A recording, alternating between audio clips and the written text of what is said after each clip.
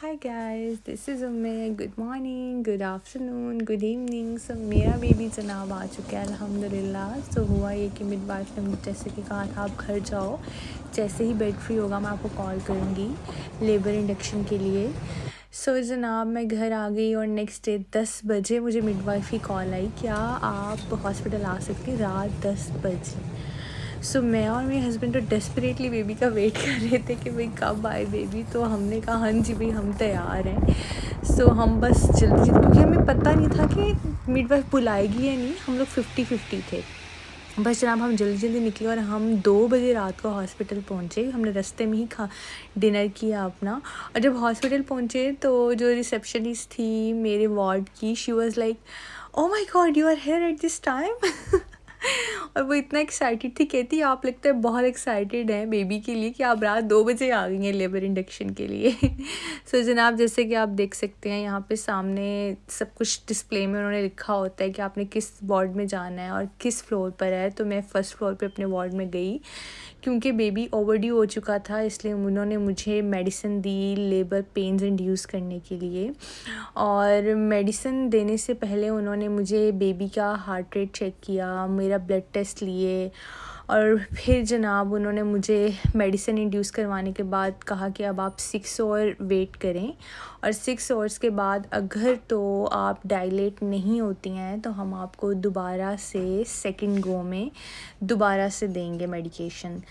सो ये जनाब first day था और मैं बिल्कुल भी डायलेट नहीं हुई और मुझे कुछ भी महसूस नहीं हुआ। रात के 2 बजे थे और ये सुबह का अब डिनर आ चुका था, क्योंकि मेरा लेबर इंड्यूस ऑलमोस्ट इतने बजे हुआ था रात को।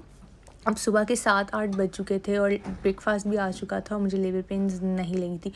ऑल दो मैं जब से हॉस्पिटल एंटर हुई मुझे बैक पेन वर्स्ट थी, और क्योंकि मुझे बैकबोन का भी इशू है, मुझे लोअर डिस्क में, तो लेकिन मुझे लग रहा था कि मेरी बैकबोन की पेन है वो, जो कि मुझे पूरी प्रेगनेंसी नहीं हुई।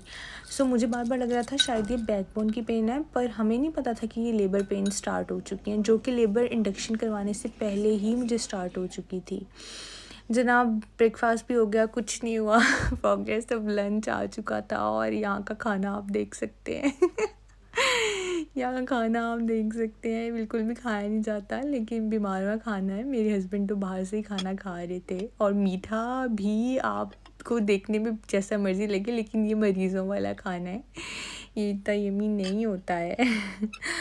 सो जनाब जो भी हाल था ना, उसमें टेस्ट तो वैसे ही भूल जाते हैं कि क्या खाना है क्या नहीं। और मुझे बैक पेन इतनी वर्ष थी कि मैं सबसे कह रही थी कि मैं नॉर्मल डिलीवरी, मतलब अपने रिलेटिव से पूछ रही थी, मेरे हस्बैंड की जो भाई की वाइफ हैं, मैं उनको कॉल करके कह रही थी कि भाभी आप बता दें नॉर्मल डिलीवरी या सी सेक्शन क्या बेहतर है। तो उन्होंने कहा अगर अब तुम आ ही गई हो तो नॉर्मल की तरफ ही जाओ, अगर नहीं हुआ तो फिर सी सेक्शन, अल्लाह ताला पे सब छोड़ दो। सो जनाब अब ये सेकंड लंच भी आ गया नेक्स्ट डे का। और जब मुझे सेकंड टाइम इन्होंने इंड्यूस किया तो मेरे हस्बैंड मेरे पास नहीं थे, मैं अपने वार्ड में अकेली थी और मुझ पास मिडवाइफ आई और she was like are you alone, मैंने कहा हाँ जी।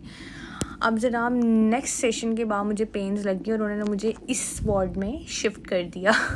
अब यहाँ पर इन्होंने बेबी डिलीवर करना था और हम यहाँ पर, मैं और मेरे हस्बैंड अब वेट कर रहे थे कि भाई क्या प्रोसेस है। और मुझे पेन्स बहुत स्वेयर हो रही थी।